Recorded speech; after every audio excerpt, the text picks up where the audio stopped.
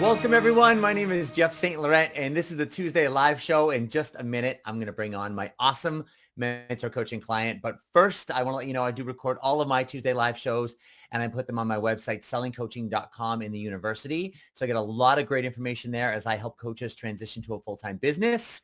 Right on the homepage, I've got a great resource for you to start. If you enter your name and email, that's going to give you an audio resource, and that's launching your coaching business, the first 3 vital steps. So you can go ahead and take a look at that. And then lastly, before we bring on my client, I want to let you know I do have a great 14-day GoPro challenge, and I'm going to be launching the next one in a couple weeks. We've been rolling through this, and it's a really streamlined way to focus on the fundamental mechanics that's going to get your message to the world, teach you how to get out there and follow up. And it teaches you my process that I've been using and teaching to my mentor coaching clients for a very long time now that works. So if you want to check that out, click the link below or go to GoProChallenge.com. With that being said, without any further ado, I'm super excited and welcome Marion Marino to the show. Hey, hi. GoPro Challenge. Yeah. That's right. It's so good to see you, Marion. And well, obviously we've been mentoring for, it's been like probably about a year now, right? It feels like it's almost a year, actually. It's about a year, 10 months. Yeah. And obviously we've been on the phone, so it's good. I've seen you in videos, and obviously you've seen me in videos, but it's good to be live like this. So let's jump in because, obviously you're on that path of building your business, and we've done so much with you over the past, call it 10 months plus. So let's just like rewind back, because coaches are, as they listen to this, they're at a whole bunch of different levels in their business. Sure. So when you came to me just about a year ago, describe kind of where you were in your business and kind of what were some of your biggest challenges or the things that you were going through that you knew you needed help with? Oh, well, in one word, I was a mess. I was really below ground level. I really had no clue. All I had were my certificates and a passion to build a business, but I had no clue what that looked like. And I had been floundering around trying to figure it out without success. And I knew I needed help. So you were the guy. I mean, everyone that I spoken to said, you got to work with Jeff. And so I did. And, it was figuring it all out, working corporately. I'd never worked for myself before. So entrepreneurship was totally a new model for me, a whole new business and mindset, really. And I had no clue what that even looked like. So that's when you really helped me. You picked me up, you reached down, you picked me up and got me off and running. Yeah.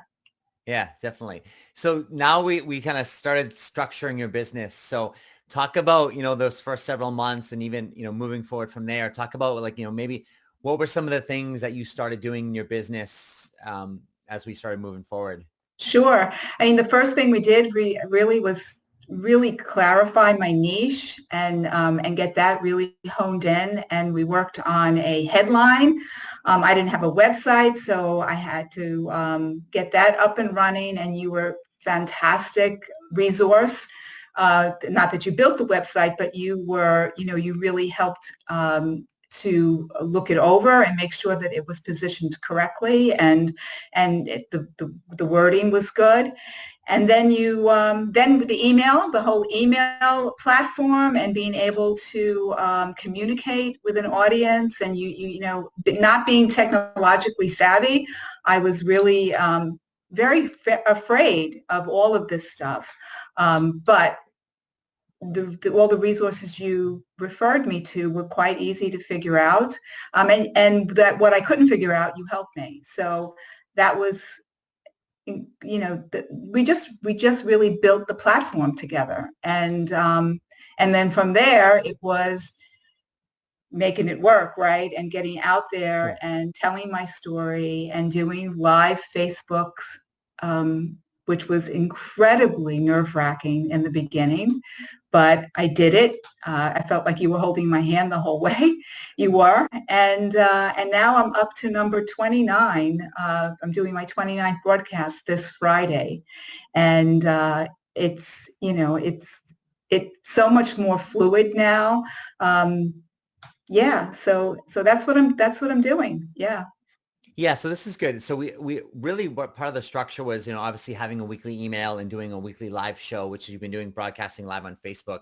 Uh-huh. And so, like you said, you've done, this is your 29th week in a row, pretty much, right? That Pretty much. consistently doing the, like that's the big thing. So talk about, because this is where we started getting your message out there. And obviously, like you said, we started cultivating your message, coming up with, okay, who are you helping? What are you helping them with?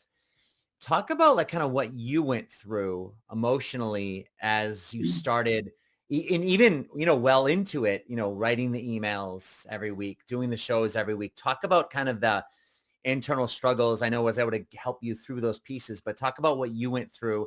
Because I feel like a lot of coaches are at that stage where with it, whether doing something or nothing, they're just so timid or afraid to just, I got to do it. I got to do it. And you are no different.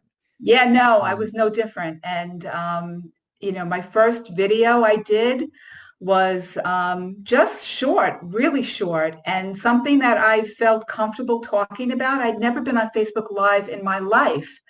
So, it was just, I think it was the first day of fall. And I just kind of said something about it being fall. And it was like maybe it was like 5 minutes. I don't even think it was 5 minutes. But it really just broke the ice and was really able to, and it was great. I came off of it. I was exhilarated. I felt so empowered. And then from there, it's been, and I can't say that it's been easy. Every week it's challenging. The creative process is challenging. Finding something to talk about, is it meaningful? Make it meaningful. And how I can, it's the email, that I'm writing. And then I kind of use the email as a teaser for my Friday broadcast. So I kind of have to know what I'm going to talk about on Friday loosely, and then I put the email together, and from there I build the structure. So it's not easy. I've shared that with you. Everybody makes it seem like it's so easy, but the creative process, at least for me, it's not just, bang it out. And it takes some time and effort. And actually, it's surprising how challenging it can be for me. Anyway, that was surprising to me. But like you said, consistency is the key. I think I fell off the wagon for a week and it didn't feel good. And it took me a little bit of effort to get back on, because then all of the, those tapes that you play, you're not good enough. Is really anybody going to listen to you? What are you saying?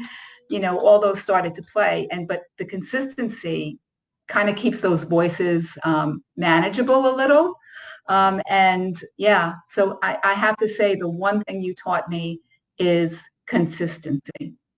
That's really what it is. And it doesn't really matter who's listening, because the lesson is more for me, and the consistency and getting in the routine and in the habit of those schedules, because it empowers me, and then obviously the audience is great to have people listen, but that's not really what it's about. It's more about getting myself out there, and the building of the audience comes later.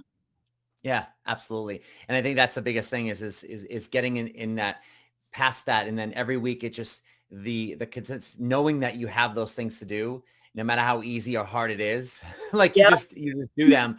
And like you said, it's actually just as easy to fall off and stop. Like you said, you stopped for a week, and then it was just like, it was good to hear you felt bad about it, because that's like, you want to feel bad about it, because like you're creating something great there. And a lot of it in the beginning is for us. Like you're saying, it's allowing us to cultivate our message. Mm-hmm.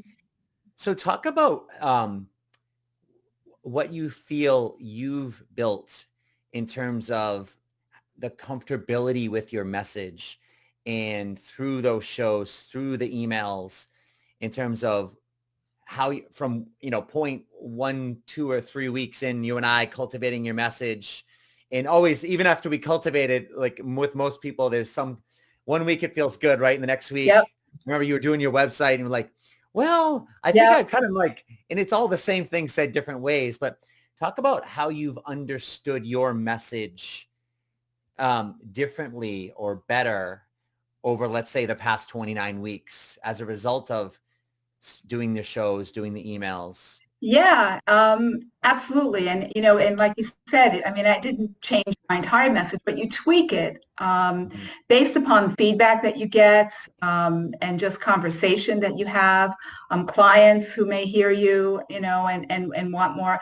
They give you some feedback and you just change it. And, changing one word here and there really makes a difference. And what I've learned really is that your message is going to change 1,000 times, and it only changes and only gets better. So it doesn't have to be, it's not going to be perfect when you first say it. It's perfect for where you are at that one given time, right? And then in 3 weeks from now or a month from now, I'm evolving too, and I'm growing too. So now I'm hearing my message a little bit differently, and I want to evoke it differently or say it a little bit differently.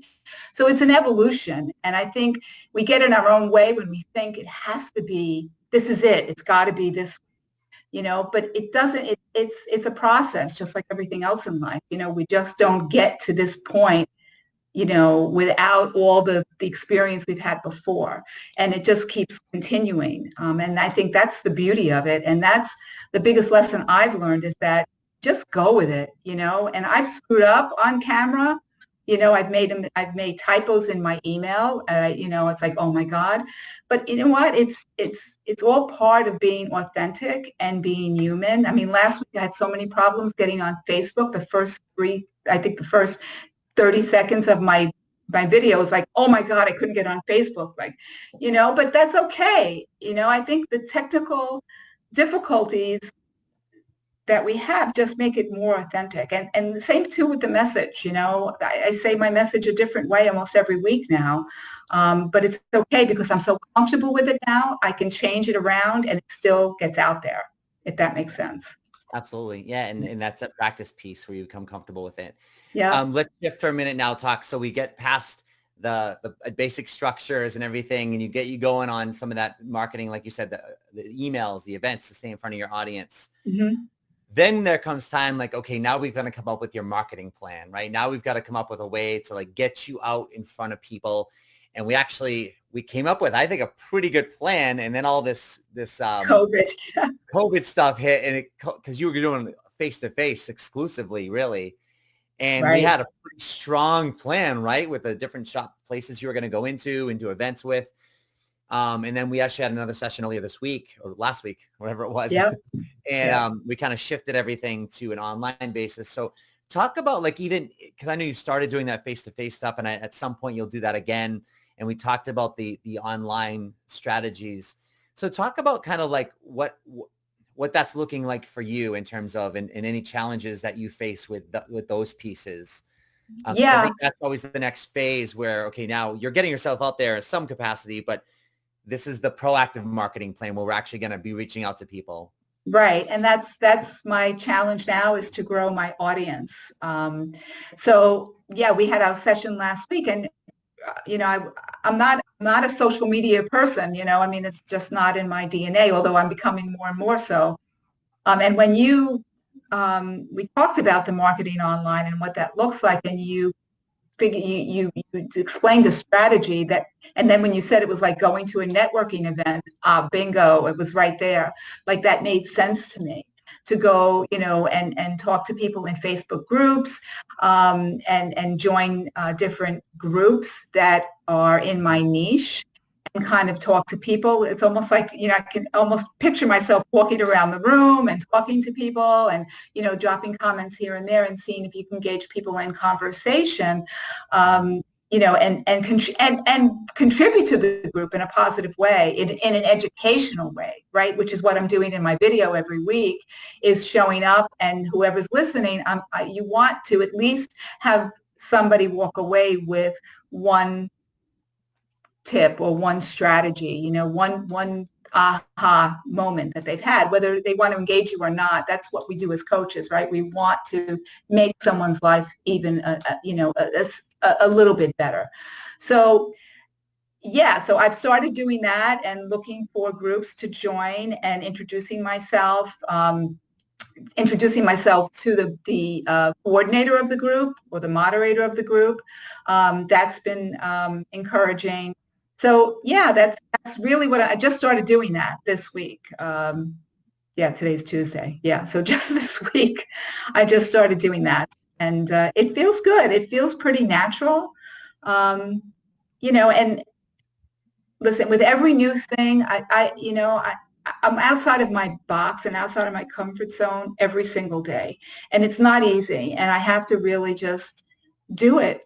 You just have to do it. I don't know what better way to say it. It's the Nike commercial. It's just do it. And it's okay. But I'm afraid. I have fears just like everybody else, but somehow or other, the fears power me. Yeah, but the thing too is like you have a structure and you have a focus as well, and you know what you're going after, which is cool because you've gone through a lot in your world, even like with the COVID stuff and jobs and things like that. Like you guys have you've dealt with a lot of things in your personal life, just like everybody does, right? Yes. So, and I think those are the things. My clients, they'll be moving, they'll be going through stuff. Their kids will be going through their stuff. Their spouses will be going through stuff. Everything. And so the biggest piece that I've seen with you is that no matter what you've had to go through, you still keep going. No matter how hard something is, whether it's something simple like technology, which feels hard in the moment, or, something bigger in our world, like you've had that resilience to keep on going and you've kept your consistency no matter what. And I think like that's the thing that I've seen in you that I'm the most proud of is showing that consistency over time and the resiliency, because that's it's like we say the consistency, but I say that consistency over time. And that's where we start to say like, look what you've done in 10 months. And it feels like a long time, but it's also not a long time, Right. And the skill sets we learn as we move forward. Yeah, you're absolutely right. You're absolutely right. I mean, my husband and I both lost our jobs in the beginning of March, which was huge. And we're still not working, but I'm still coaching and doing my live broadcasts and my emails. And I'm so grateful for this space. And I've really even grown in these past couple of months and seen even more opportunity despite COVID and despite my personal circumstances. So thank you for saying that. Yeah, persistence is in my DNA, I guess. But it's been wonderful, quite honestly. And it doesn't matter how hard things get, like you kept going, and that's the key to it all, because no one's immune to anything going on. It's not like, oh, my life has to be perfect in order for me to do all this stuff. No, it might take away from your time, like it took away from your time for quite a while doing some of those things, but you stayed strong with some of the base systems and structures we set up for you, and that's a key to it. Yes, exactly right. And I'm so proud of what I've done, really, and what we've done together. Really, it's been extraordinary. I wouldn't have thought that I'd have a website and a professional looking website. And I'm like, wow, like I'm really doing this. Yeah, it's very cool. So speaking of your website, why don't you share with everyone your website? I can pull it up on the screen, and then also just a little bit kind of like about what you do. So we kind of pull it all together. Oh, sure. Well, thank you. So my website is very easy. It's just my name, MarionMarinoCoaching.com. And I have a free resource there that you can, it's right there on the homepage. So I work with women in transition, women who are lost in transition. I help them manage change. And basically it's midlife aged women that I work with. And, I've gone through, as you say, you mentioned recent struggles, but in my lifetime, I've gone through many, many struggles, such as, divorce after a long marriage and breast cancer twice and change of career and change of jobs and loss of job. So, I'm no stranger to transition. So I become like a transition expert. And so those are the people that I work with. And thank you for sharing my website. So that's the best way to contact me too, is you can go to the contact me page on my website, or you can email me directly at marion@marionmarinocoaching.com. So that's me, and that's what I do. Yeah. So I noticed because you start to weave in some of your story, like in the things that you've been through, a bunch of transitions. And I know someone watching, and Anita wrote a question like, how many of your stories from your past should one share to deliver a consistent message or to have people resonate with us? So how have you worked your story into your message? Because I know that's obviously how I was able to help you kind of cultivate, who you're helping. Yeah. I don't know that there's any right answer for that. I feel pretty comfortable sharing my story. I'm pretty proud of my story. Actually, I think, when I think back of all the things that I've been through in my life, I feel like it was my training ground to bring me here to my purpose and my passion and what I love to do. So, I feel like as a human being, I've gone through my stuff like everybody else, and I don't mind sharing my story. Now, are there things that that are a little too personal, a little too raw? Of course. And, those are the things that I keep private or may share with a client if it seems appropriate, but certainly not in my advertisement or my website. But Jeff, I've been pretty transparent with who I am. Yeah, that's really cute. And then wrapping up, Anita, great. Thanks. I'm glad you saw that. And as we close up, like, what do you feel has been the biggest value for you, working with me as your mentor coach, through to this point? I just feel like you have my back, and that, you've been there, you've done it all. I mean, I come up, there's not one scenario or one thought that I've had that you don't say, oh yeah, I've done that, or I've spoken to that kind of group, or it's extraordinary to me to know that everything I'm going through is not new, it's not unique. You've been there, and you can tell me, how to get through it and help me get through it. And that's really been extraordinary, because it's lonely being an entrepreneur. That's the one thing that I don't particularly like. But having someone like you as a partner, you feel like you're not alone. And I can always email you. You're very accessible, answer right away. And just knowing that, I don't have to know everything. I can ask you and then make a decision, right? So it's been great. I mean, I have to say, you've been a tremendous resource. And more than that, you've been a tremendous support for me. So I thank you for that.